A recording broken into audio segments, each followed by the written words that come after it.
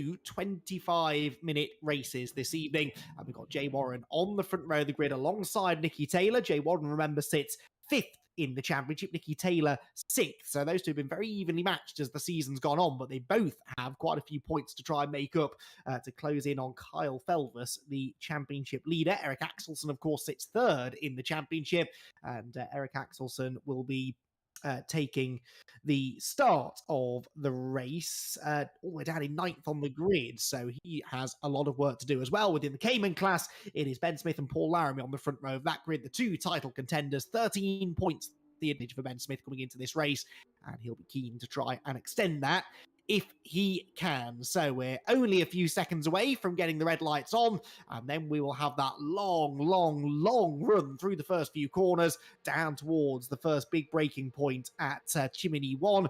Who is going to get there first then? The red lights go out now, and we are away and racing then for the 4th week of racing in the Porsche Cup. Very good start made by Jay Warren for pole position. Nicky Taylor will try and duck into the slipstream, no doubt, on the run down towards that first real corner. Andy Dorman slotting into 3rd, and Kyle Felvis 4th. So it is grid order so far. But and off goes. Was that Craig? No, that was Josh Martin, I think. Josh Martin exiting stage right. They arrived down at the end of the back straight though, and Andy Dorman's up the inside of Nicky Taylor for 2nd position. Gets a bit sideways. They're both running door to door, and that's really allowed Jay Warren to make, Jack, an early break. It has indeed. Yeah, Andy Dorman forcing Nicky Taylor out wide with a little bit of contact, but then let him back on the circuit and let him back into his position. Max Verstappen, are you watching?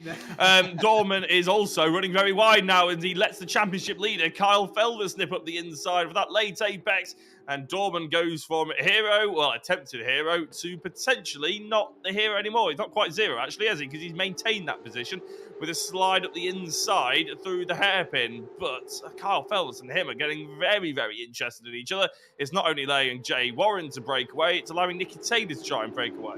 And Elliot Dalton-Ayres and Joel Lask, the two Phoenix Sim Racing teammates, to close in. This, meanwhile, is the fight for the lead in the Cayman class. We haven't really had a fight for the lead in the Cayman class in any of the races so far this season, but Paul Laramie is keen to get back to winning ways. He's sticking with Ben Smith in the early stages, and as they head towards the end of the opening lap, the two of them are only a Cayman's length or so apart, heading through the S's, and actually not really being dropped yet by the tail enders within the GT3 Cup class. Right, out of the final turn, they will go then, and Jay Warren is going to lead them across the timing line for the first time. Nicky Taylor 2nd. This is the fight for 3rd, and Andy Dorman, after looking really punchy in the opening couple of corners, Jack, now having to fight a rearguard action.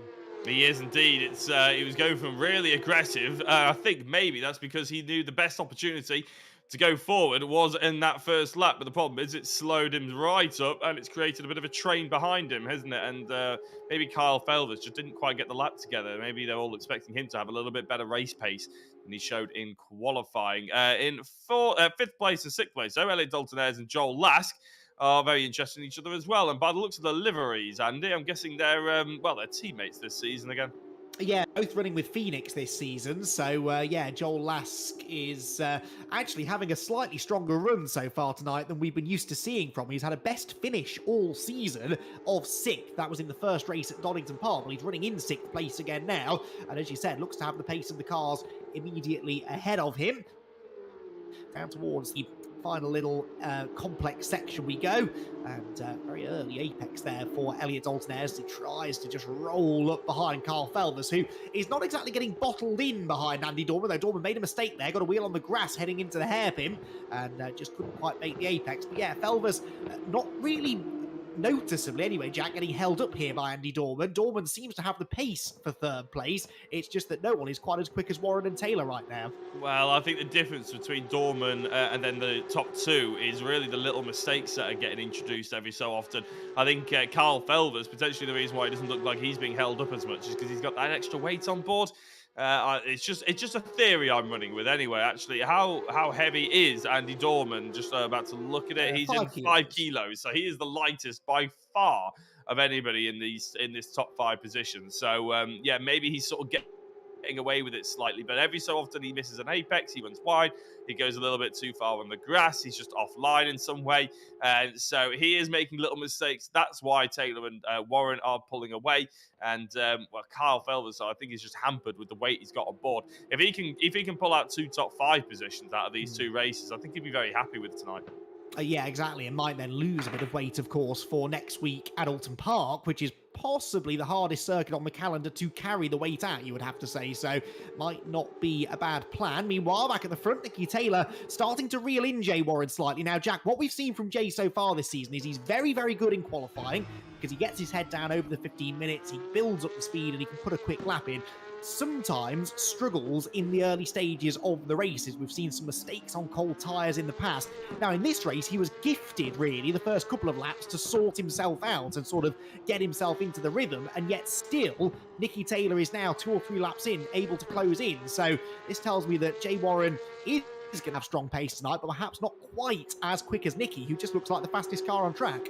I was going to say, if he's a rhythm driver, he has been handed a gift, hasn't he, somewhat? Like you mentioned earlier about the sort of early laps having very little pressure on him. But the thing is, it's the old cliche, isn't it, Andy? It's easier to catch than be caught. And Nicky Taylor's got a target on the back of Jay Warren's back, and he's gutting him down. And Jay Warren's going to have an awful lot more to think about now he's in the race lead and it's not qualifying, where he can just choose whatever part of the circuit he wants to go out and get clear air and just get his head down. He's now got a lot more to think about. So we'll see if he can handle the pressure and see if Nicky Taylor can apply it. Well, we all know Nicky Taylor is keen on applying pressure and sometimes overly keen. I wonder if Jay Warren has experienced the Nicky Taylor onslaught just in this championship so far. It's going to be interesting to see how he plays it out.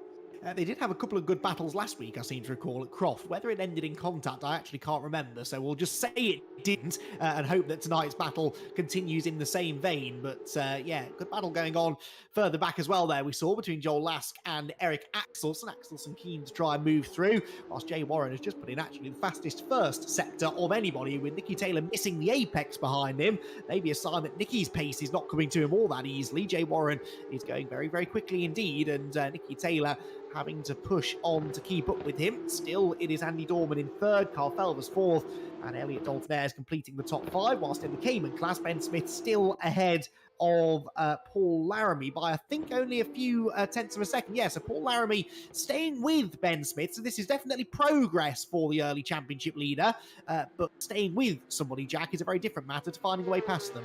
Yeah, interesting to see their different approaches in the hairpin there as well, with Ben Smith carrying a little bit more speed but missing the apex, whereas Paul Laramie tucking in to try and get that apex. Traditionally, you want a bit slower minimum speed there, but unfortunately, Laramie had was trying to carry the same amount as Smith, which meant he ran a little bit too wide and ruined the nice run he might have got on the exit of the corner. It's all about the little minute details when it comes down to trying catching up with these two drivers by the looks of it. Ben Smith was wary of Paul Laramie when we were chatting to him in the interview, and we will see if that wariness is justified as we're looking a little bit further back. Is this Chris Blakey versus Sam Milner? It is third place within the Cayman class up for grabs here. These two have been perennial podium finishers, really, within the class. Chris Blakey has had 4 podium finishes. Sam Milner has had 3, but Sam Milner closing in actually slightly here on his sparring partner. Meanwhile, this is Carl Felvers under attack from Elliot Dalton-Ayres. So Felvers has dropped away from Andy Dorman, and now his 4th place is in jeopardy. Dalton-Ayres up alongside him. He's on the outside line now, though, heading in to handed hand. Can he get the switch back and nip up the inside of the S's? The answer is no. But Felvers, I don't know whether he made a mistake that led to that, Jack, but he's certainly dropped away from Dorman. And Dalton-Ayres, who was on form a week ago as well, remember, picking up that 2nd and a 4th place finish, is all over the back of the championship leader now. Yeah, and Andy Dorman's shoulders will have just dropped in relief, won't he? Because he's just probably a little bit more relaxed, knowing the rear view mirrors have got a slightly smaller purple portion in their sights than they did a couple of laps ago. Elliot Dalton-Ayres did look like he had that position made, but a cool, calm and collected Kyle Felvers managed to get the nice run and get the switch back, knowing which corners were coming up soon and knowing how to use them to his advantage. I was going to say, it's interesting, actually, with Kyle leading the championship. I don't think he's won a championship in a long time. Has he won a championship at all, Andy? That's a question I'm going to pose to you. I don't think he has. And is the pressure going to get to him as Elliot Dalton-Ayres now looks to go the long way around and successfully does so? My question is, with the championship pressure on, does Kyle Felvers do what I said before and keep that top 5 goal in mind?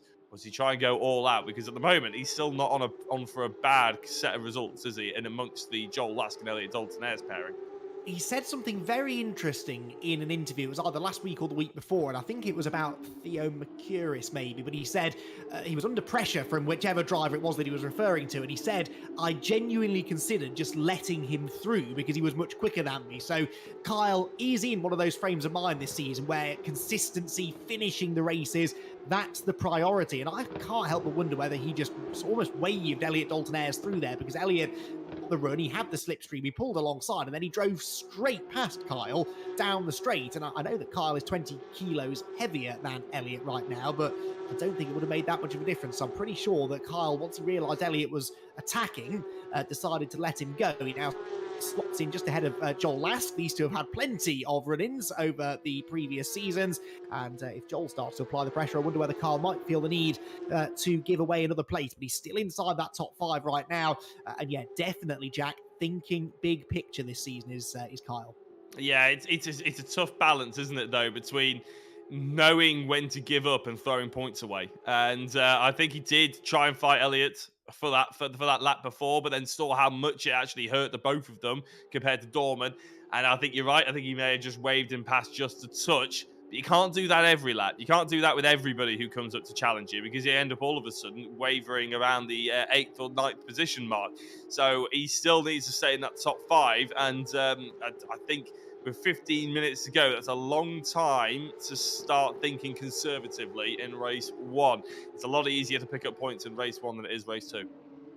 Yeah, good point. Of course, the further down the order that he finishes in this race, the better his grid position is for race 2. But right now, he's just going to end up mid-grid, although there's a mistake there from Dalton-Ayres. And this is the last thing, really, that Kyle needs. If he has let Dalton-Ayres through, he now doesn't really need Elliott to start defending and making mistakes, because that's going to hold Felvis up and drop him back into the clutches of Lask and Axelsen behind. And remember, Eric Axelsen third in the championship, 24 points at the moment, adrift of Kyle Felvis. And if he gets an opportunity to attack Kyle, then you can bet your bottom dollar that Eric will have a go. Out of the final corner they go then. Felvis more than close enough now to pick up a bit of a slipstream down the main straight. This is a good view to have, actually, looking back at Kyle to see what difference that weight is making in a straight line. Not a huge amount, really, although Kyle, you would expect really to be gaining in the toe. Now maybe he just starts to, but is he going to try and take a risk by having a big look up the inside into turn 4? No, brakes noticeably earlier than Dalton-Ayres, who really fired it into the apex.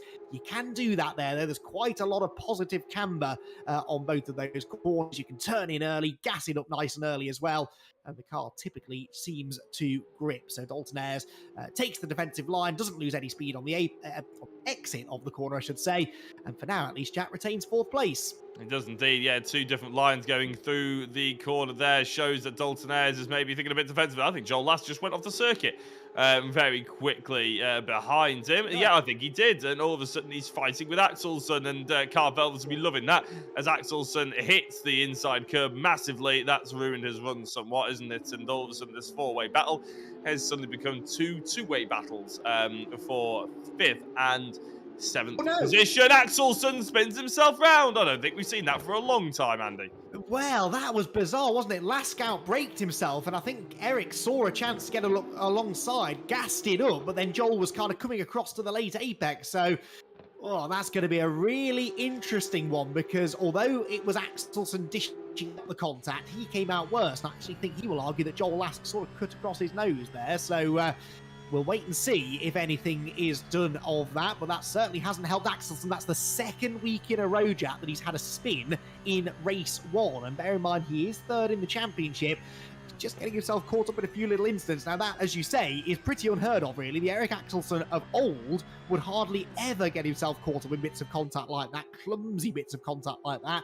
And that's 2 weeks in a row where he has. Now, I know that he's missed a couple of seasons racing with us. I wonder whether maybe there's a tiny bit of race rustiness creeping in, particularly when it comes to wheel-to-wheel combat. Well, if you remember back to pre-GTV3 championship, Eric Axelsen, he was perfect in terms of consistency. He was the personification of consistency. And then all of a sudden, we started to see a few little bits of, a few hints of mistakes, outbraking himself and sliding the car a little bit, and potentially race ruining incidents. And we started to think, ooh, that's a bit suspicious. And then I think he stopped. He did stop racing, didn't he, for a touring car championship? And I think he's maybe lacking some of the practice and maybe some race rustiness has come in. So yeah, it's a bit of a shame, that one. But like you said, it could have been nothing to do with that. It could have just been honest racing contact, couldn't it? And we don't really know because we only get one view of it one time.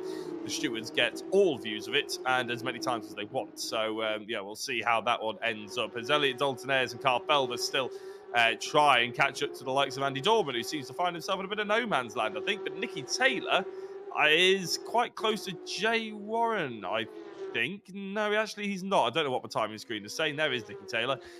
Still about 1.4 seconds away. Yeah, gap's pretty static, although that might now start changing because Jay Warren is about to start lapping some of the Caymans, although actually it's just John Jones, really. There's a big gap then to the rest of the Cayman field, and in fact, John pulls out of the way, not in the obvious place, but anyway, Jay Warren and Nicky Taylor do get past him without too much hassle. It did cost Jay a couple of tenths there, though. Look, that gap down to 1.2 seconds now, and Nicky Taylor will only need another couple of little fumbles for Warren, and it'll be right on his case. There is Andy Dorman in third, and then this the fight for fourth position. Elliot Dalton-Ayres still taking that really early apex into the corners, drifts wide on the middle, but these corners are so long, Jack, that there are 2 or 3 different ways of attacking them, and as long as you pick up an apex somewhere along the way, it doesn't really seem to matter which way you go. And Elliot Dalton-Ayres is certainly making his lines work because he's not under quite the sort of pressure now from Carl Felbus that he was a few laps ago. Ethan Hill's just put in a purple sector 1. Just worth shouting him out. I know he was on screen, but I was chatting about Eric Axelson, so I've got to give him a shout out, Ethan Hill, here, because he has gone quick in sector 1, and he's got Craig Curtis ahead of him. So maybe the sort of enthusiasm to try and overtake for 8th position is spurring Ethan Hill to be a little bit quicker here. Josh Martin in 11th place has gone green in sector 1 as well. So quite a few people actually going quite quickly. You're right, Andy. It does look like a track with the various sort of quite long corners, and I'll be honest, that's not really my sort of track. I don't think I'd particularly love it, and apparently, according to Adrian in the YouTube chat, Kyle doesn't really love it either. And I can sort of understand why maybe he's struggling, and maybe he's trying to play the longer game then. If it's not his track, he doesn't feel confident enough to attack and overtake and everything like that, then yeah, picking up the points where it's needed is probably much more sensible. But by the looks of a few other people, Warren and Taylor, it certainly suits their driving style. Yeah, I do sort of take their point, though, with that, because, yeah, it's not the kind of track I like. I like the sort of short, sharp changes of direction, 90-degree corners, and, yeah, these sort of long, flowing corners that don't necessarily suit my driving style either. But, you know, as a championship contender, you've got to just try and get the best out of these rounds that you can, and I'm sure is what Alf Elvis is trying to do. So too, Paul Laramie, but it looks like he's going to have to settle for another second place here within the Cayman class because he's dropped a couple of seconds back now from Ben Smith. Look, and this has been a really interesting race, probably a very frustrating one for Laramie because it did look in the early stages like he was going to be able to take the fight to Ben Smith, but just gradually as the laps have worn on, Ben Smith has just gained a 10th here, a 10th there, and try as he might, Laramie just can't match those lap times. And no, Smith is very comfortable doing the times that he is as well, isn't he? Because he's rarely made a mistake, so he's able to do it consistently as ever, whereas maybe Laramie is pushing a little bit harder to try and catch up to Smith, and that's maybe meant he's put a wheel off and you know, he's opened those gaps up a little bit further than he would like. But yeah, you can't deny Ben Smith is very quick. I'd be interested to see what he's like in the GT3 car. With a little bit more downforce, a little bit more grunt, whether he'd be at the front of the GT3s or whether he's maybe stuck down in sort of the top 5 position. I think with the pace he's shown in GT4, he certainly would be competitive. As we watch Ethan Hill now trying to get a bit of a run on Craig Curtis, going down into the sweeping right-left, nice and cambered there. I have to say that's a corner I would enjoy, but it's not a corner Ethan Hill has just enjoyed because he's ended up overcooking it, missing the second apex, and well, somewhat screwing it up. But it reminds me somewhat of the first and second corner at Silverstone in the international circuit.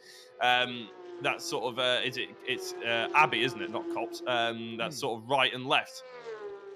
Yeah, you're right, although this one has a lot more camber and looks a lot prettier. But yes, you're right, it's a similar sort of idea, isn't it? And really, the first sector of this track, so much fun when you get down towards turns 4 and 5 as well. You can throw the car in, use the camber to catch you and really get on the throttle nice and early. It's a great fun circuit to drive on, but not the easiest of places which to overtake, and that certainly has been evident tonight so far, although no one really has got close enough to Jay Warren to try and overtake him. Nicky Taylor was closing in the early stages, but now Jay has got into that rhythm and has started to put together some really good laps again. We're into the closing stages now, and Jay looks good value for the race win, doesn't he, Jack, really? And, if he can put together a solid second race, then he's got a very good chance of netting some good points. But that's really where Jay has been weak so far this season. He's had an 8th, a 7th, and a 7th in the 2 reverse grid races. And we've always said, haven't we, that's where championships are won and lost. Yep, second race always much harder, and if you can perform in those, then you're always going to be in a good stead come the final couple of rounds. I've got a question for you, Andy, that's going to really test your memory here. But you did say that you commentated on Mark Warren in the real life championship as well. The only reason I bring this up is because Jay Warren's car has a bit of a whiff of Elite Motorsport about it. I don't know if you can really tell about who did Mark Warren race with. And my only wonder is whether that looks like an Elite Motorsport livery. That is a lovely train of thought, but a pure coincidence, I'm afraid, because he raced with Raceway Motorsport, which is the team that Jay has entered into in this championship as well. But I know you're absolutely spot on. That is Elite Motorsport all over, which is interesting because they're a direct rival of Raceway Motorsport. Yes. So, well spotted. But no, Raceway, I believe, a team that they've had a fairly long-standing connection with now. Yeah, I was going to say Raceway. I think they were set up by Luke, who used to mechanic for Want to Race back when I was in G40s. Great little setup there actually. And it's no longer a little setup, is it? In the real world, they're actually trying to fight on multiple fronts in multiple championships, aren't they? So it's good to see them succeeding. And a bit of a shame that the Elite Motorsport and that livery didn't really click. I thought I was being very clever there, but unfortunately, as per usual, I'm not being very clever. Craig Curtis is fending off Ethan Hill, though, far better than I am making connections.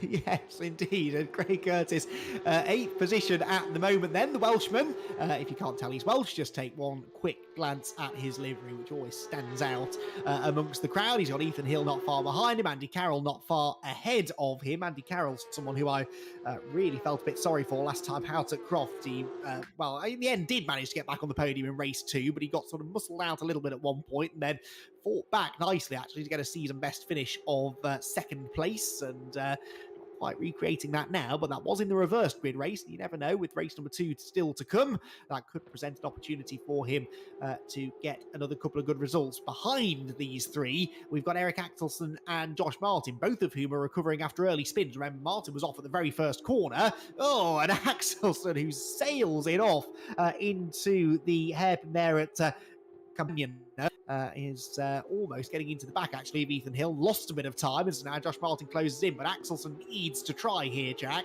and gain a few more places if he can. Well, either that or does he go for the reverse grid? But he's sort of languishing in the middle, actually, isn't he? Because the GT4s get to the put to the front of the overall grid. So Axelson will only find himself in about 8th or 9th place, which really isn't ideal for a reverse grid either. He's, as you said, languishing somewhat. He does need to get up a position or 2, and that's not the way to do it. Himself and Josh Martin pushing far too hard through the hairpin and ruining their run on Ethan Hill. So the teammates start falling over each other. The Retry Racing team somewhat struggling a little bit. And Ethan Hill, Eric Axelson firing so much speed into the entry of the corner, ruining his exit. Indeed, so I think Eric would probably wish that there was a retry button that he could press and start this race all over again. It's not really worked in his favour, although Josh almost bump drafting him now through the first few corners. That is a risky move, even by my standards. Is he now going to try and pull out of the slipstream and have a go into the braking zone at turn 4? The answer is no. And Eric Axelson retains the position. We'll have one more lap to go after this, and that's Dalton Ayres. That is Elliot Dalton Ayres off the road from inside the top 5. What has happened to the Phoenix sim racing driver? He's, I think, maybe pulled off to the side of the road, Jack. Now he gets going again, but that had all the hallmarks, and still does have all the hallmarks, of a hardware issue. Yeah, I don't know even where he is. He's just gone straight on somewhere, hasn't he? Has his steering failed or something like that? He seemed to be able to accelerate and brake, but he just didn't seem to be able to turn the car. So that is a big shame for him, but a massive let-off for Kyle Felvers, isn't it? Because he gains a position, as does everybody else. That's another couple of points back in his back pocket for the championship leader, even if he's not going to catch Andy Dorman. Is that a bit of it going to give Jalask a bit of an impetus to try and push forward? I don't think he's really close enough, as this is still the closest fight that we've got on circuit. There is Elliot Dalton Ayres, ends up spawning back to the pits, which is an instant disqualification, but of course he looked like he was pretty much out of it anyway. Yeah, exactly. And I suppose if he's back in the pits, he can hit the pause menu, he can switch all of his kit off and try and reset everything again, but that is not ideal. Now, this is Joel Lask. He's not that far behind Carl Felvis, actually. Carl, I think they have just got delayed by a bit of the GT4 traffic. That is Sam Milner, incidentally back ahead of Chris Blakey now. So Sam Milner up into third place within the Cayman GT4 class, although Blakey charges up the inside from a country mile back and manages to get the position back again. So some really good racing here for third place in class. That is Eric Axelson just fending off Josh Martin. All coming to life now as we begin what I think is the final lap of the race, and within both the GT4 and in the Cup class, a couple of last scores to be settled. They just look so chaotic, these two, don't they? Which is something that we're so unused to when it comes to, if that was a word, I just realised I just made up a word.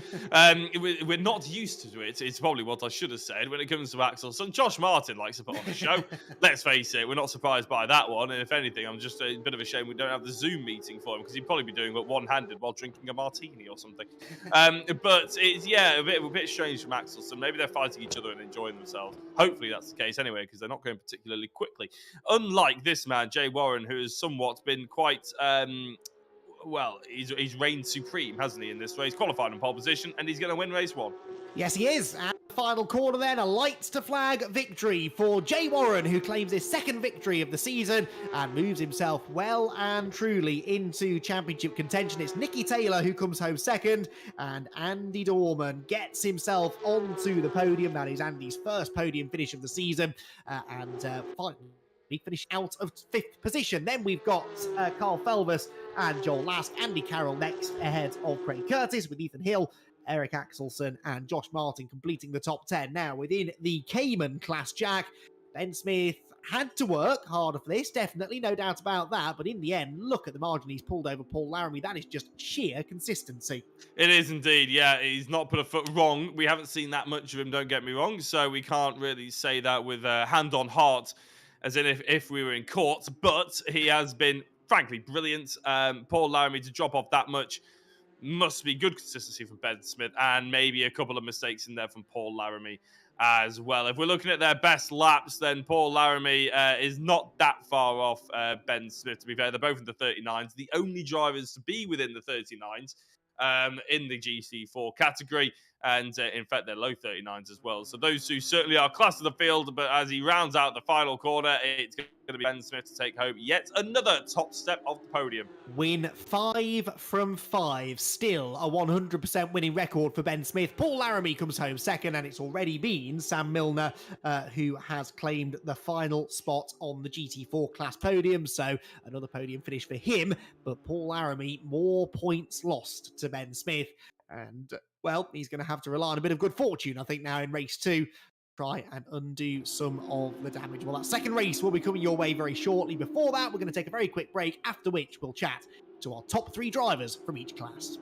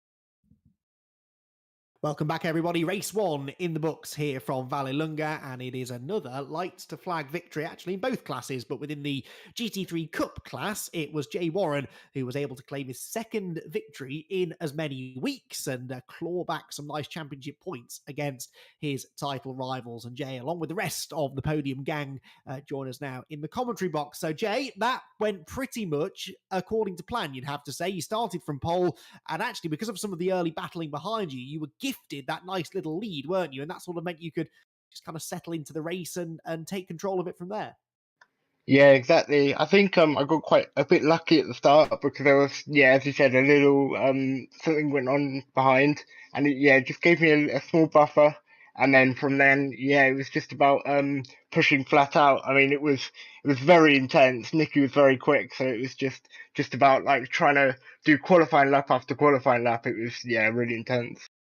And that's worth pointing out, I think, sometimes, because from the outside, it looked like you were just controlling it, managing the gap. You weren't really under too much pressure. But a second and a half is not a big gap at all, is it? And it's such an easy place to miss a breaking point or miss an apex or spin the ring on corner exit. You couldn't afford to make a mistake, but so easy to make one. Yeah, definitely. No, I was not managing at all. I was pushing really hard, and yeah, it was good. Yeah, thank you. Well, Jay, congrats on the race victory. Best of luck for race number two. Next up, though, Jack Oliphant catching up with our second place finisher, Nicky Taylor. Yeah, so Nicky, congrats on race number. On second place in race one, I should say. Actually, if I could get my words. It looked like a fairly uneventful race after the first 3 laps. Yeah, pretty much that is what happened. Kind of, I got through at the start, like I had a really decent start. And then yeah, Andy, I didn't expect Andy to come down my inside, so I saw him come down my inside at the last minute, and I thought, screw it, I'll just bail left just in case. I don't want to come into contact. And then I think we managed to both get through the corner all right, and then he started battling a bit with Kyle, so gave me the break. And then yeah, I was trying to catch Jay with also conserving tyres because my front right was going off a bit, so that was a bit sketchy. And then yeah, had a few moments there which I just needed to iron out. If I hadn't had the moments, I think I would have been at least within more of a chance of getting Jay because of the GT4s. But yeah, just consistent. And for me, it's probably the first round I've actually been decently on pace. So yeah, just happy to come away with second. Do you reckon you could have pushed a little bit harder if you knew it wasn't a 25-minute race? Because early doors, you did look like you could catch up to the back of Warren. I mean, yeah, I tried to push as hard as I could at the start, and it was gaining on Jay, and it seemed to be going quite well. And then yeah, I just as I said, I made a few little mistakes, and it just cost me the gap. Like the gap went from about a second to about 1.5 in like one lap, and then yeah, and then at the time I was just too far back to even mount a challenge when the GT4s were there. But yeah, still decent points haul, and so far going quite well. Well, Nicky, it was entertaining for us to watch in the early stages. Hopefully, and you normally do, you'll provide some drama in race number two. Good luck for it. Hopefully so. Cheers. Thank you very much, Nicky. Now, third position within the Cup class was Andy Dorman. Yes, he was. There we go. So I didn't see you in the chat then, Andy. But Andy, welcome to the podium for the first time. I mean, he came close a couple of times earlier on the season, but a very consistent season. But what do you think has changed tonight to allow you to break into the top three? I think it's just the challenging track. It doesn't take much of a mistake to knock you quite far back, I think, in qualifying. And you obviously weren't making mistakes, so it must be the kind of track that you really gel with then. Is it the sort of fast flow nature of the track, or is it that more technical second half that you really enjoy? I quite enjoy the second half, but it is really difficult to keep it in a straight line. It wants to go sideways and run wide on corners and things. Well, you kept that in check, thankfully. You're going to have to do the same again now in race number two. But, you've managed to perform pretty well in these reverse grid races so far this season. So what do you think the likelihood is of another podium? It'll be really tough round here, but we'll give it a go. Excellent. We're looking forward to it. Andy, thank you very much for having a chat with us, and best of luck for race number two.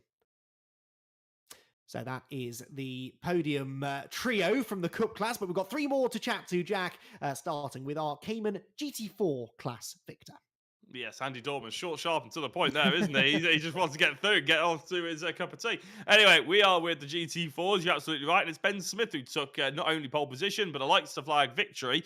And I think it was the fifth win of the season as well, actually, winning every single race he's been in. Ben, big congratulations. Oh, thank you very much. Oh, that was good. That was really good.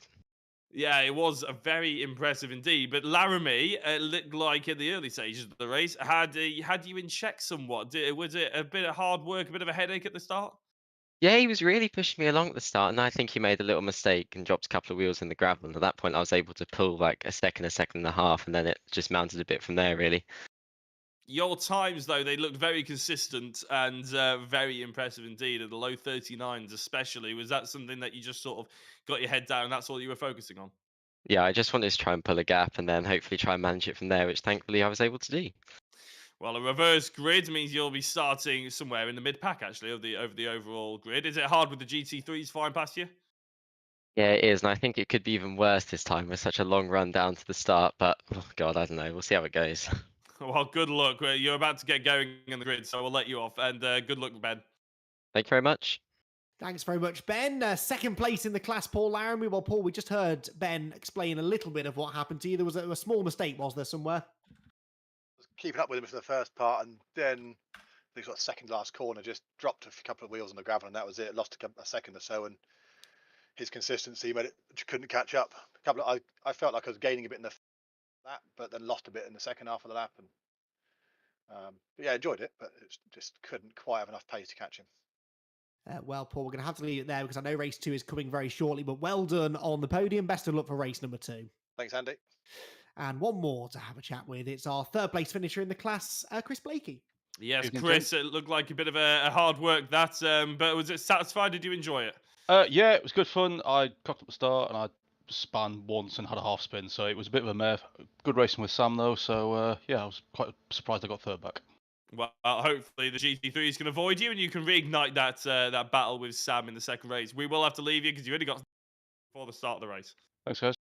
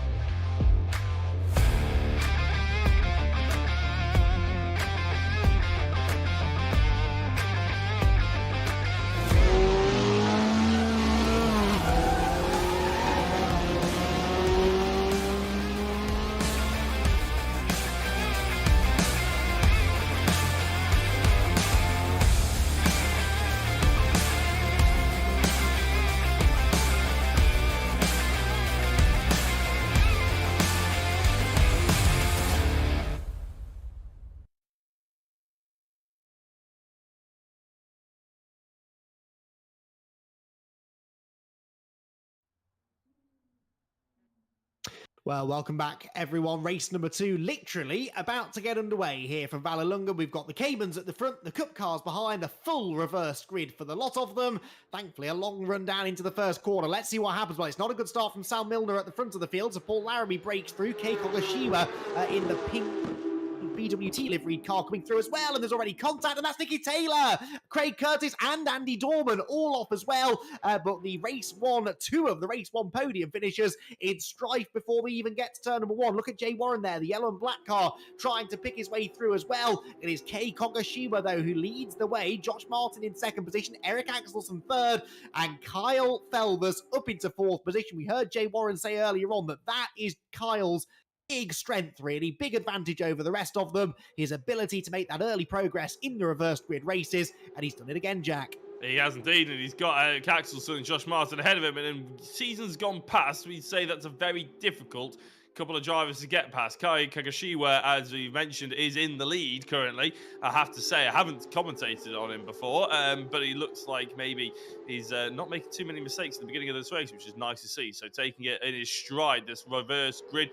Ethan Hill, Joel Lask, and Elliot Daltonez, though, is a battle that's about to kick off, and it already is as I'm talking. Ethan Hill running a little bit wide because he had just a nose of Joel Lask up his inside, and he knew that it's going to be better to try and defend. But he goes wide, there's contact. I can't say I'm blaming Joel Lask too much for it. He didn't overtake him in the end either. But Ethan Hill was running a little bit wide and sliding the back end as well through the S's. Andy, this has got danger written all over it for him.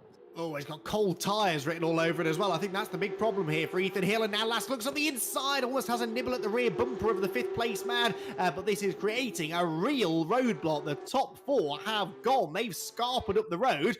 Meanwhile, in the Cayman class, there you saw it was Ben Smith still leading the way. But Kei Kogashiwa leading overall within the Cup class. Josh Martin 2nd and Eric Axelson 3rd. All 3 drivers who would dearly love a good race result here tonight. And they've got the points leader, Carl Felver, seeing an opportunity to score well just behind them. Hill still 5th. Joel Lask there has actually given away 6th position to Elliot Daltonez, his teammates. So Elliot Daltonez trying to make up for seemingly a hardware issue in race number 1, making some nice progress. And then it is Jay Warren. So Jay Warren only in 8th place for the time being. But look, the battling up in front, Jack, should give those further back an opportunity to close in.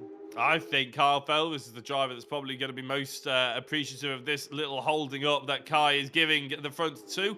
The 2nd and 3rd place driver, because Ethan Hill doesn't look like he's really concentrating on going forward, does he? He's concentrating more on fending off the likes of Daltonez and Joel Lask, whereas Josh Martin and Eric Axelson so far can't get past the pink Porsche.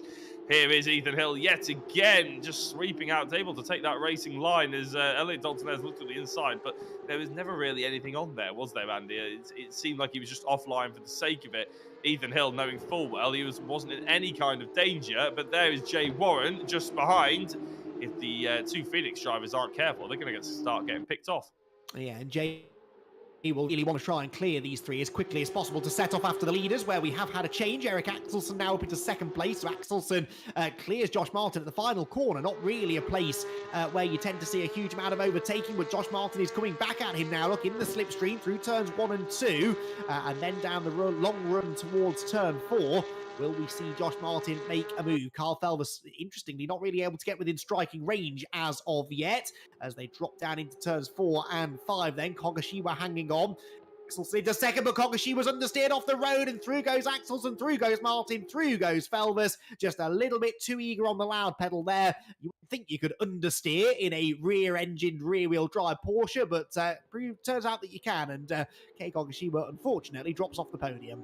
Yeah, making it the easiest pass they could all 3 of them think to muster as well. It was probably going to go. They were probably going through scenarios in their head about how they were going to get past him, where they were going to get past him, and all of a sudden he just jumps off the circuit for them. I'm sure they'll appreciate it. As the Phoenix Sim Racers still battling over who is the first person to be able to try and overtake Ethan Hill. Now, Ethan Hill might have a bit more of a headache here because all of a sudden he's the one who's got to get past Kai Kogashiwa, and he might well end up going a little bit too slowly for the likes of the Phoenix drivers. So they could end up taking advantage of the slower cars as the 2 retry racing machines almost fly into the back of each other. I do wonder why. Have we ever got an explanation as to why they changed their name from Mean Green Racing Machines or whatever they were before? No, maybe because Axelson's coming back to have another try at VRRC. I really don't know. I mean, this has come out of the slightly warped minds of Josh Martin, I would imagine. So trying to find any logic in it is probably not really worth the effort. But if he finishes on the podium, Jack, you can ask him that question, because this is by far the best opportunity, really, that Josh has had for a podium so far. And, well, given the fact that the chasing pack aren't really catching these 3 yet, he might just be able to stay there to the flag. And Carl Felvis doesn't look super racy either in 3rd position. So right now, Axelson and Martin reasonably comfortable out in front. Then it's Kogashiwa in 4th. In the Cayman class, by the way, should point out, Paul Laramie went off on the opening lap. I didn't get a chance to mention it at the time, but Laramie went off on the approach to the tight left-hand hairpin at Serrata, which is sort of just beginning the second half of the lap. So not sure how he got there. There must have been contact with somebody. But there you can see he's just got himself back ahead of John Jones. So that's now 4th place in the class, but that, Jack, is not what Paul needed.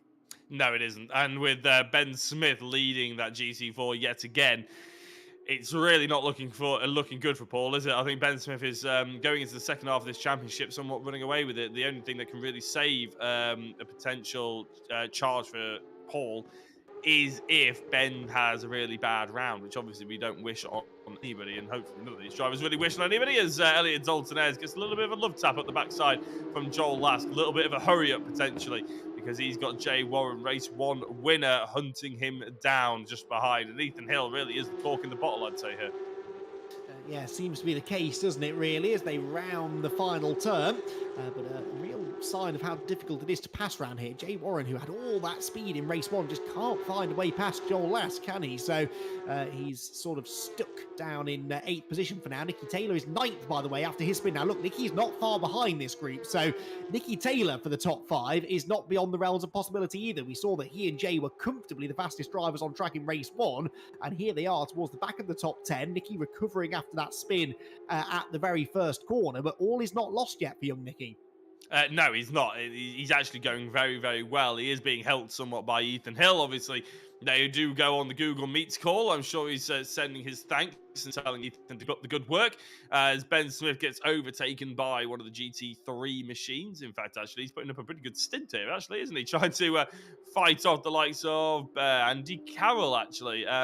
So Andy Carroll does eventually get through thanks to the grunt of the GT3 car, but I have to say, fairly impressive Ben Smith as we cut back to Ethan Hill and Elliot Dalton-Ayres continuing their race-long battle. Elliot Dalton-Ayres throws in the fake, looks up the inside, Ethan just about fends him off. There was just about a GT3 car's width to have a look at, but I think that Elliot probably did the right thing in not gunning for it.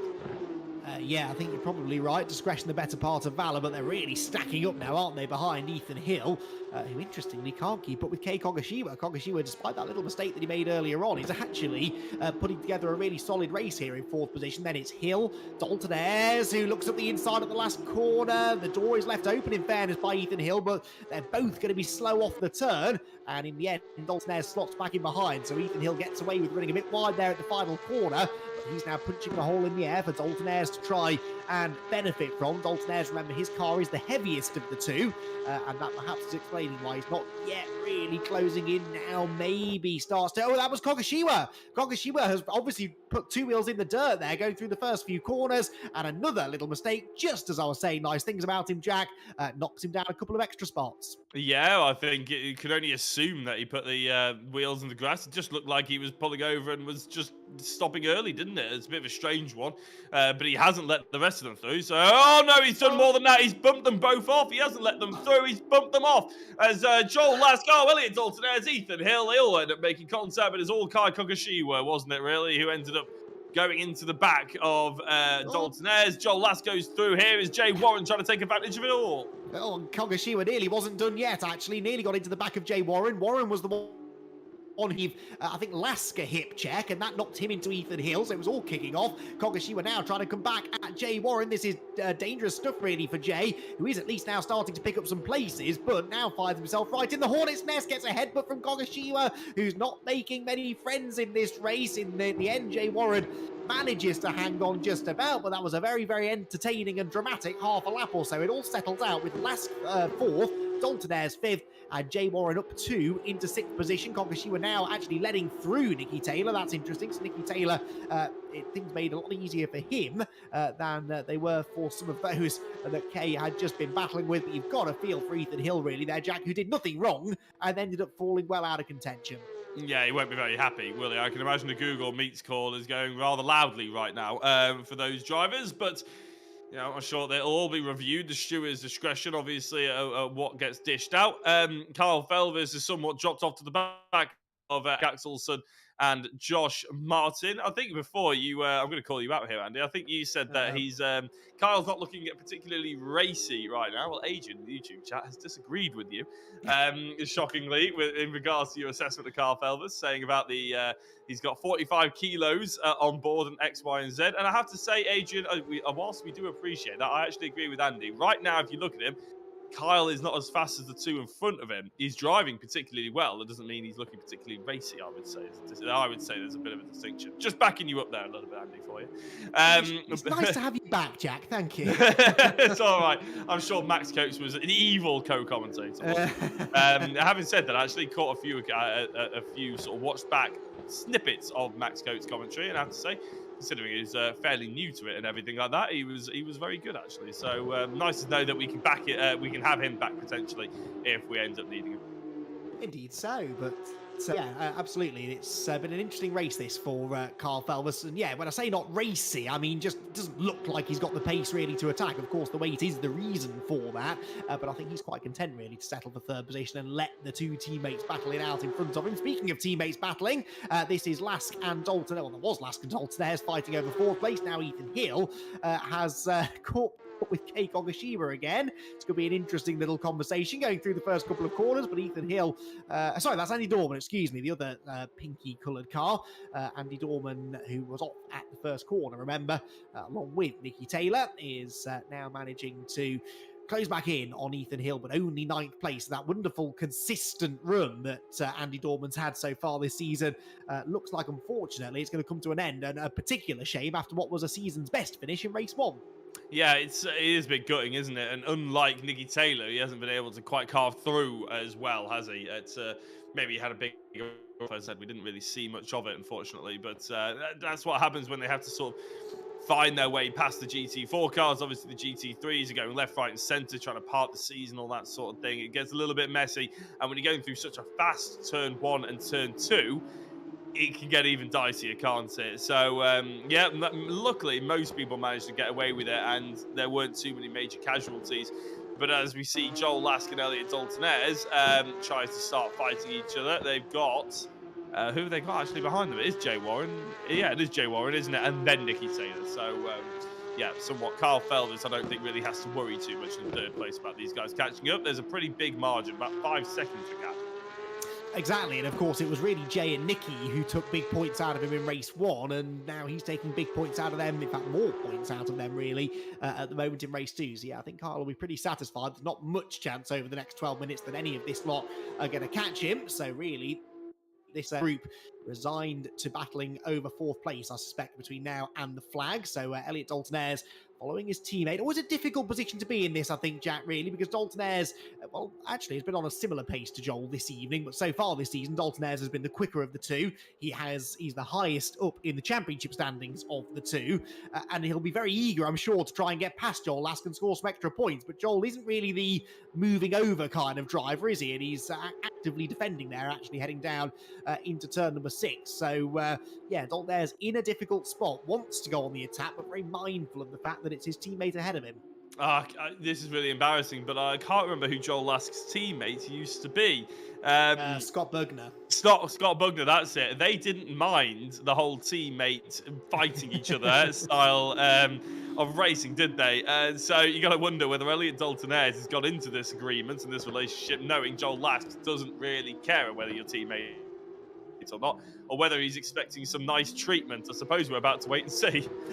Yes, yeah, I remember fondly those Scott Bugner, Joel Lask battles that, well, Ethan Hill, unfortunately, was having a battle with Andy Dorman. That's clearly gone south. He's been off the road, and Andy Carroll launches up the inside and leaves him plenty of room on the exit of the corner. So much room that actually Ethan Hill's going to manage to stay in front of him. No, he's not. He's going to run out of grip on the dirty side of the road. And off he goes. You can actually see there, can't you, through the S's particularly, there is a grippy racing line. And then off the line, it's very dusty and dirty indeed. Meanwhile, two teammates at play at the front of the field. Hopefully they're not going to channel their inner Joel Lask and Scott Bugners, because Eric Axelson and Josh Martin look to be cruising here to a pretty comfortable 1-2 finish. The question is, does Josh Martin get greedy and try and claim his first victory of the season?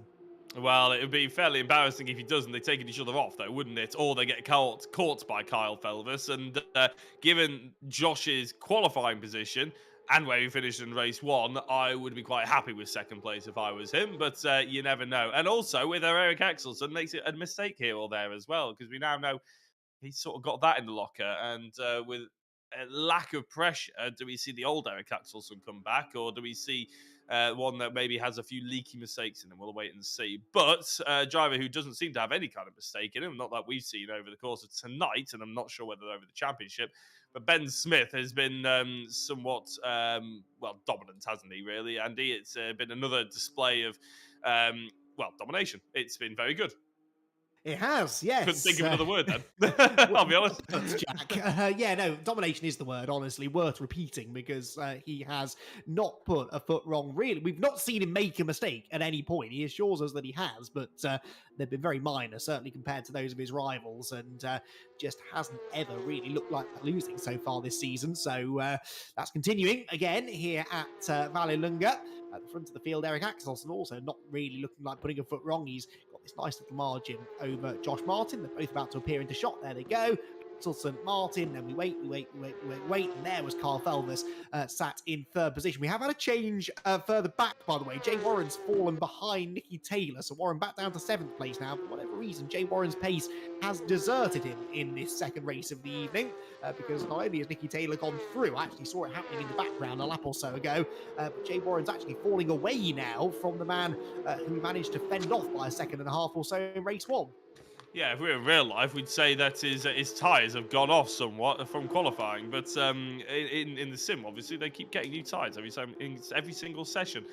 Whether or not he's churning them up, trying to catch up to Lask and all that, as Ethan Hill and Andy Carroll go side by side, is another discussion. But with 7 or 8 minutes to go, I'd be surprised if Nicky Taylor hasn't chewed through his tyres more than anybody, having to have this recovery drive. So I don't think Jay Warren can really point to that as an excuse either. No, not really. It's been a bit of a strange one, this, from Jay, and, we're being maybe a bit hard on him because it is his first try doing a championship here at the VRRC. We're very used to seeing the performances of people like Kyle Felvers, for example, and Eric Axelson of old, where, they'll win the first race and then be straight back on the podium in race 2. We forget, I think, sometimes how difficult that is to do, and it took them a number of seasons to get to the point where they were able to do that, and the championship's so much more competitive now than it was even 12 months ago.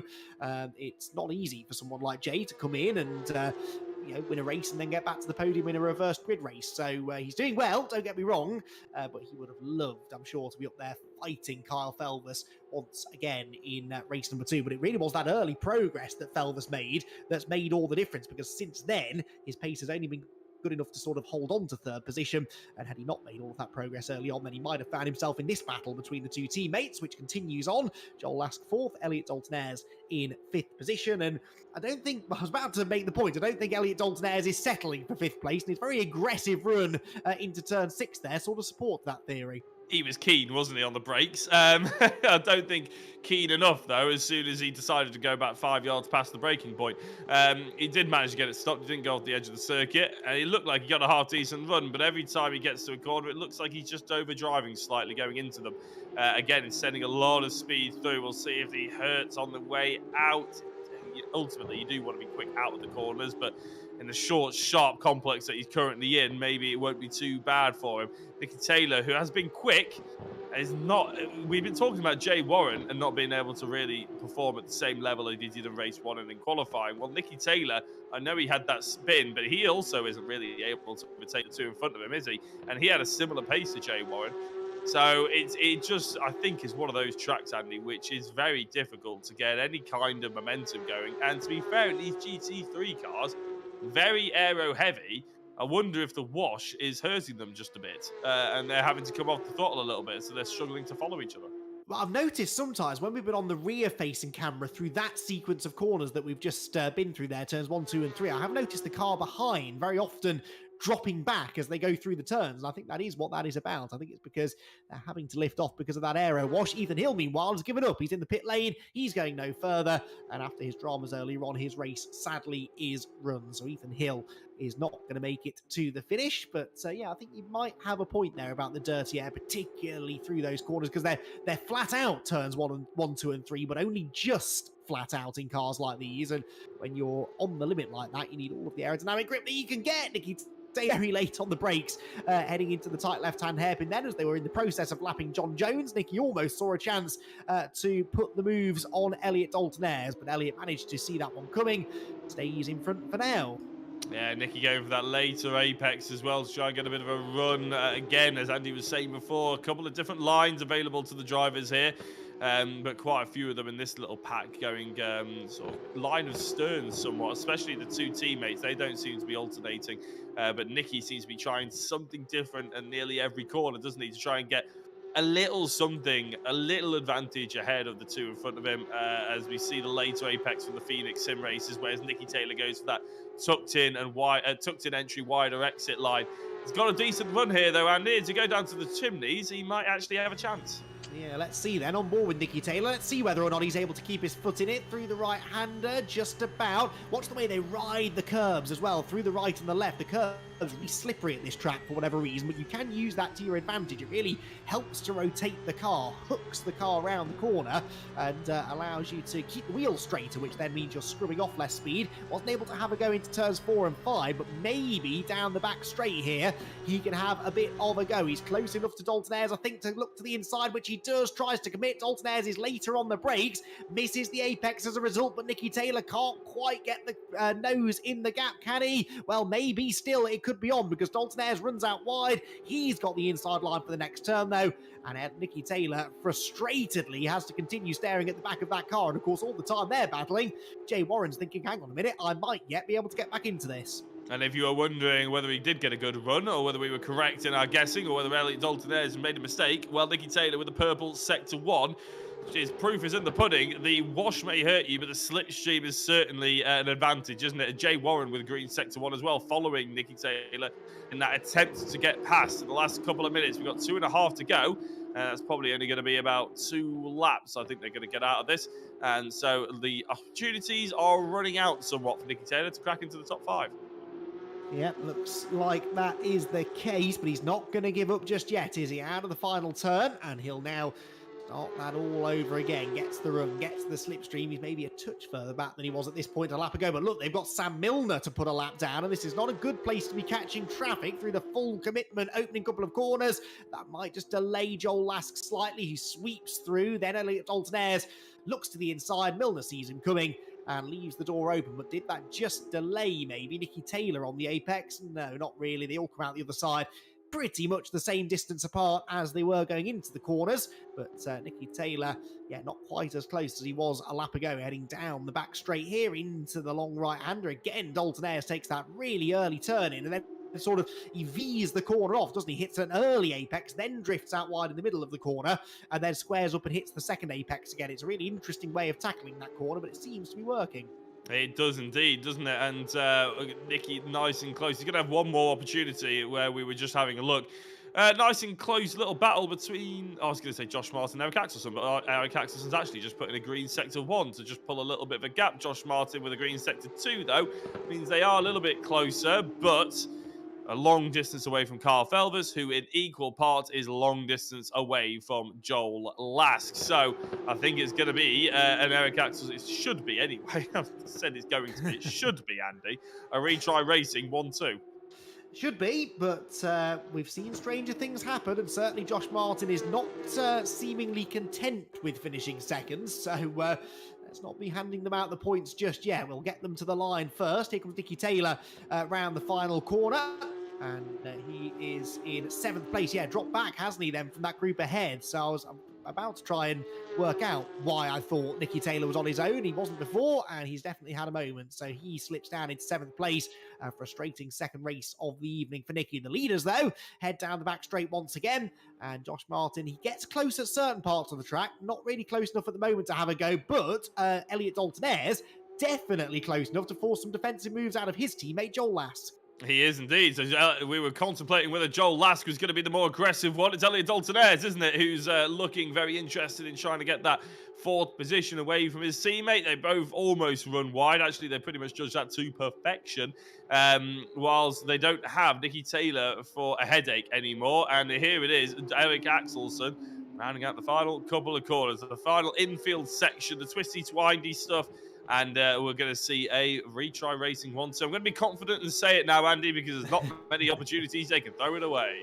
I have learnt my lesson. I ain't saying anything. Through the last couple of corners, they come then. Just the one more turn to be negotiated, and it will be a really, really popular 1-2 finish this for two drivers who have had a bit of an up and down season, it must be said. Axelson's had that race win and a podium at Donington Park, but apart from that, not a lot to write home about. That changes tonight, though, because he leads home a team 1-2 finish here at Vallelunga. Axelson, the winner, Josh Martin on the podium for the first time this season, whilst Kyle Felvers will be very, very happy with a third place finish from a championship perspective. Then it's Lask who fends off his teammate Dalton Ayres for fourth.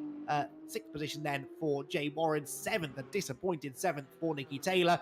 A disappointed eighth position as well for Kei Kogashiba, and a disappointed ninth for Andy Dorman. All three of those drivers had the potential to do a bit better tonight. Then it's Craig Curtis completing the top 10 ahead of Andy Carroll, whilst Ben Smith-Jack is making his way home for a remarkable sixth race win from 6 race starts. Yeah, Ben Smith, he's, there's a word for how he's been tonight, Andy, and I can't quite get it. I think it begins with D. But I have to give a quick shout out to Paul Laramie as well, who has recovered from his spin on lap 1 and is currently in second place. So, although it's a bit of a shame the way that Paul Laramie's come in second place, he has still picked up those points. So, ultimately, to him, that's the most important thing. But Ben Smith does now come across the line, and he'll be... Oh, sorry, no, he doesn't, actually. He hasn't quite hit it. He's going around the final corner, isn't he? But he does come across the line in about 10 seconds' time to pick up yet another victory, and we'll be happily having another chat to him in a couple of seconds' time. Here is Paul Laramie coming around the final couple of corners, and it's been a pretty decent showing from Paul, but he hasn't quite been as quick as he probably would hope to try and challenge for that top step. Yeah, frustrating again, really, for Laramie, losing quite a chunk of points now in the championship. He's going to have some work to do going into the second half of the season, but second place is a solid finish nonetheless, and at least he's banking points. You never know what the future may hold. Third place has already gone to Chris Blakey, meanwhile, within the Cayman class, but it's Eric Axelsson who claims another race victory, his second of the season within the Cup class, and we'll be chatting to him and the other top three in just a few minutes.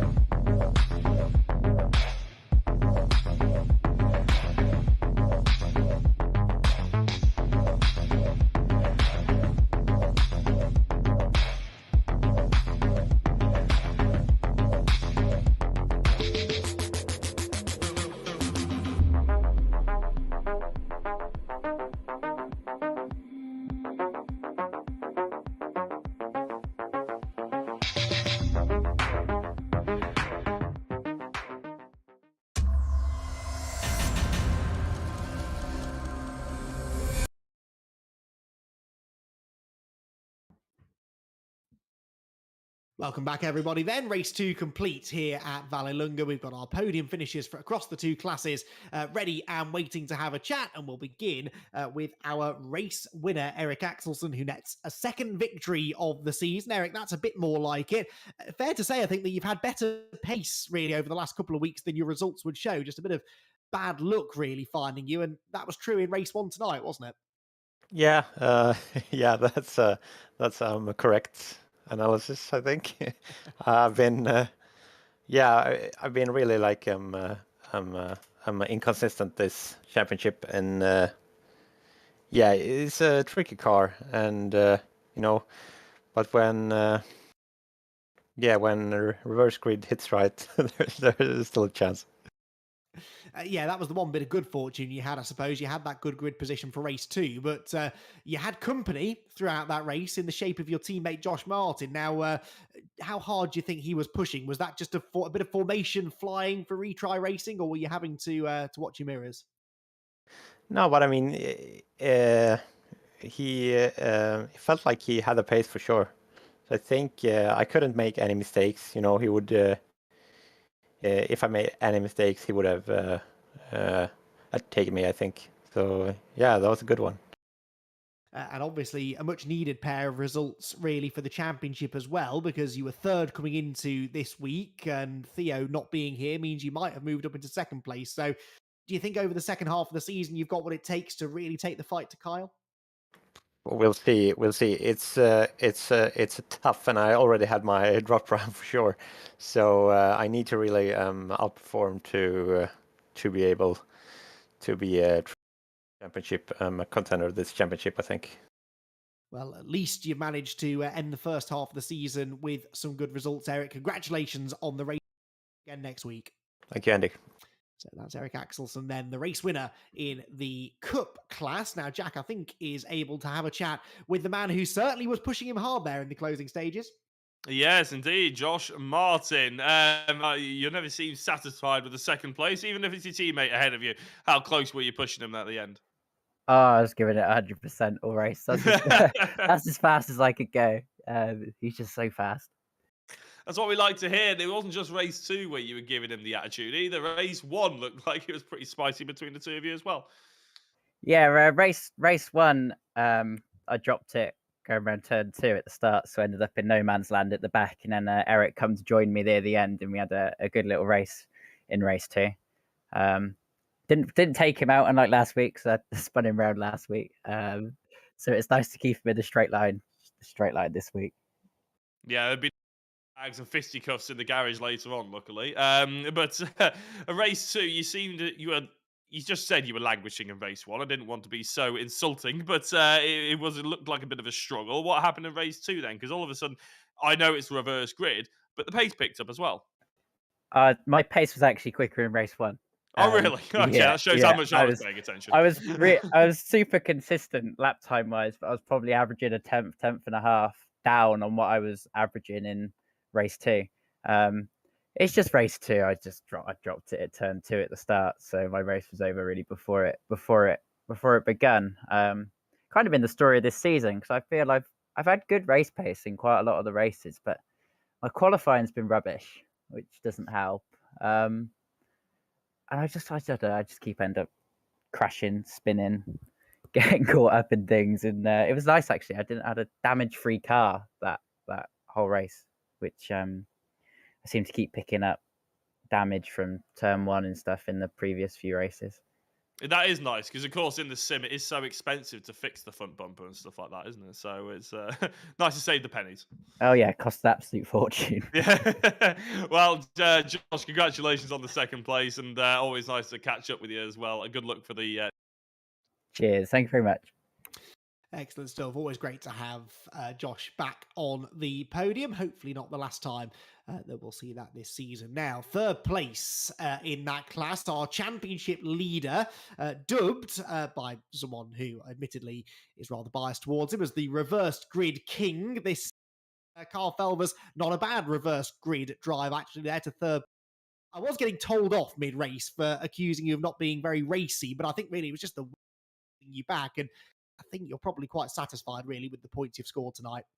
Yeah, I think it's good points, and that's all I was aiming for. Though I wasn't trying to be that racy. I just wanted consistency, and that's what we've brought, and that's what we've had. So, consistency is key in a championship like this. If you can consistently get good points all the time, then that's what you need. You don't need to be making mistakes and having bad races like some people. But yeah, just. It was good. I wouldn't say I'm a reverse grid king, but I don't know where we got that one from. But yeah, no, the reverse grid was good. I mean, the fact that you almost always seem to pick up about 10 places minimum on the first lap is possibly what's leading some people to call you that. But hey, there are worse things you could be called, Kyle, so I would take it if I were you. Championship contender clearly is something we're calling you as well. We know that's been very much on your mind all season long, really. Are you confident that sort of almost slow and steady winning the race strategy of just banking the points, being consistent, is that going to be enough to net you a championship at the end of it? We're halfway through now, after all. Yeah, as long as I'm getting every race. I mean, we're halfway through, haven't come off the top step yet, so it's definitely looking promising. But the weight that definitely holds me back. I mean, I think the weight definitely played a factor at Vallelunga, and yeah, that's why we were just going for consistent points. So I think as long as we keep getting those top 5s, we'll be perfectly fine. The good news is you're heading next to a track which is perfectly flat and doesn't have any really tight corners to lug the weight around. Oh wait, we're going to Alton Park. Good luck with that, Kyle, but congratulations on the result tonight. Good to have you back on the podium, and yeah, championship-wise too. Thanks, Andy. So that is your Cup class podium. We now move on to the Caymans. Now, Jack, I joked last week that I was very soon going to run out of questions to ask our runaway race winner, Ben Smith. I'm very happy you've come along now to ask him hopefully some new and interesting questions about his dominant performance. Oh, I've got loads lined up. Ben Smith, what did you have for dinner? Oh God, you're testing me now. I can't even remember. There's no point asking you about the race then, if you got that short-term memory.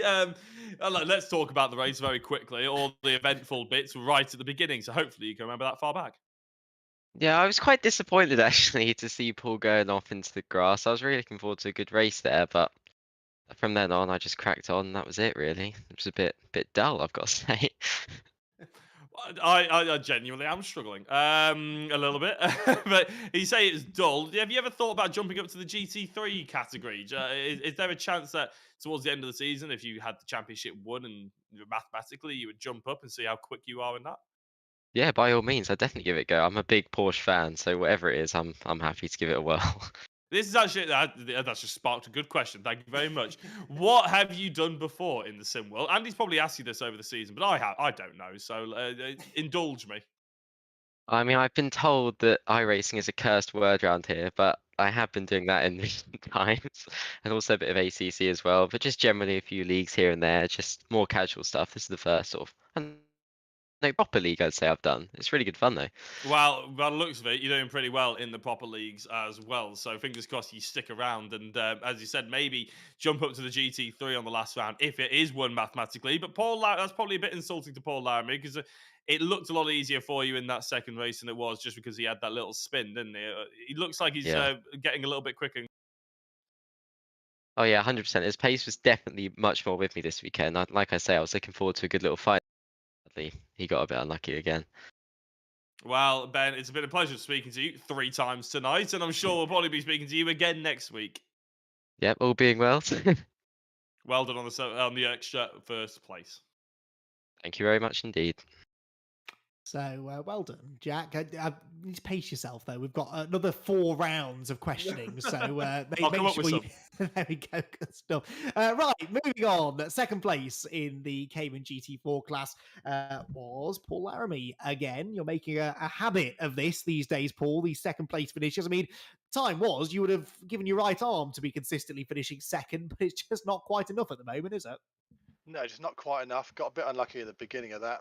Got a good, decent start off the line.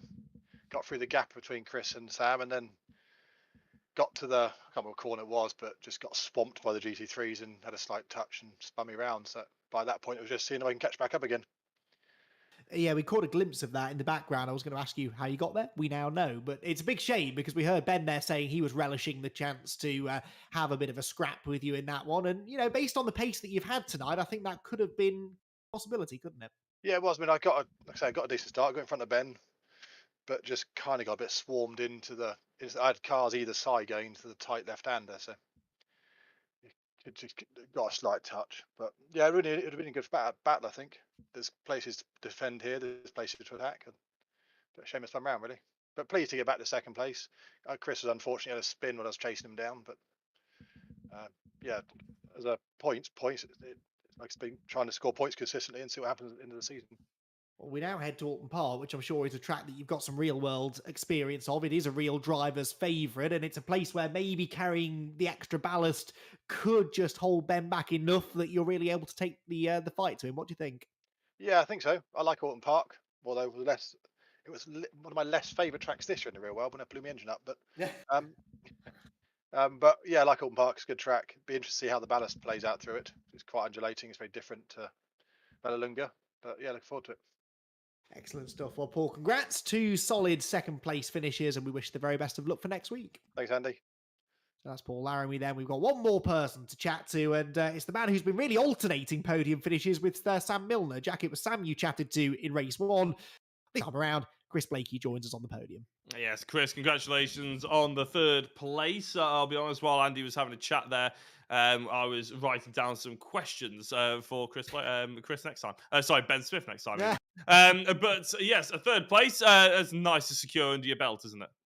Yeah, it was. 2 third places tonight, so not too bad. I was really hoping to try and keep 2nd. I was frantically doing maths in my head, watching the gap of Paul close me down. And I was just thinking, if I just keep it a few tenths, just a few tenths here and a few tenths there, then I dropped the wheel and it spat me off. Oh. It's just something rotten, and just that was it. So, is what it It's is. always the way, isn't it? You spend so long deliberating about like doing this mental maths, and all of a sudden you're ends up thrown away by a dropped wheel or some contact or something, isn't it? You have to do it all over again, which is a bit of a shame. But in terms of the championship, it puts you in a pretty nice position, doesn't it? Do you see yourself potentially catching up to the likes of Ben Smith or Paul Laramie at all in terms of the pace deficit, or is that fight with Sam Milner really the one you're focusing on? I've got to do something to try and find, like, I haven't had much practice this week because I've been away this weekend. 8 tenths, I think, was the gap to Ben, which I just don't know where I'm getting it from or where I'm losing it. So I'm going to try and get some fair bit of practice in for Alton. I love Alton, both in the real world and on the sim. So I've got, fingers crossed. We'll try and make up some ground. Well, not to sound too much like I'm brown nosing, but I'm sure that Rich can help you with some driver coaching if needs be. That is one of the Simulator VRRC products that is on offer here at this community. But I'm sure you'll probably be able to teach him a thing or two as well. Now that would.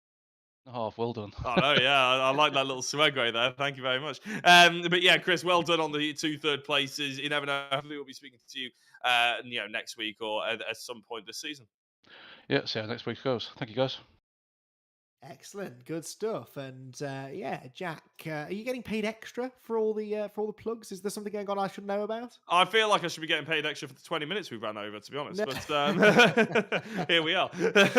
Good luck with that. Right then, let's get this then, shall we? By taking a look at where we're heading to in a week's time, because we are heading into the second half of the season now. And as I mentioned a couple of times there, we'll be racing at Alton Park for the next round of the championship, a circuit that is very popular with the pair of us. I have, though, forgotten, not for the first time, to discuss our driver of the round. I think, Jack, it's been decided that we're going with Jay Warren. Do you concur? I do agree with that. Yeah, I mean, he was very good in qualifying, very good in race 1 as well. And in race 2, he sort of fought back up. I thought Nick Taylor was on for a shout in race 2 especially, but then we didn't see what happened to him. He dropped it off, or whether there was contact or something like that. But Nicky was very good in qualifying, very good in race 1 as well. But after that mistake in race 2 or contact, not sure what it was, Jay Warren was the obvious choice. And I agree. So there we go. Jay Warren, then, our driver of the round for this week at Vallelunga. So he'll be getting the driver of the round award heading to him very shortly. As I said, we'll be heading to Alton Park in a week's time. We hope that you will join us for what should be an exciting pair of races around one of the great racetracks in the country. Myself and Jack Oliver will be to talk you through all of the action. A big thank you to Jack for making his return. Good to have you back, mate. And a big thank you as well to Rich for all of his hard work on the broadcast. We'll all be back again, same time, same place next week to kickstart the second half of the season.